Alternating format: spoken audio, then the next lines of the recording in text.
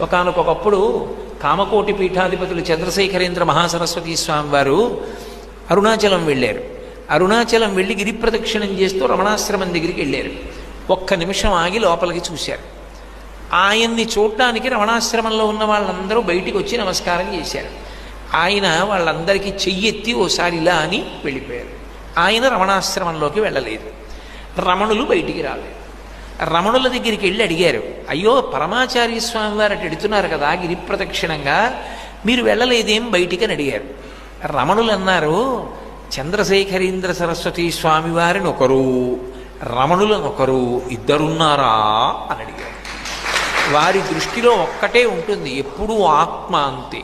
ఆయనకి కుక్కలోనూ అదే కనపడుతుంది, పాములోనూ అదే కనపడుతుంది తప్ప ఆయనకి రెండు కనపడవు, ఉన్నదొక్కటేగా అన్నాడు. ఎప్పుడూ అదే మాట అనేవారు. మహాస్వామి విషయంలోనే కాదు,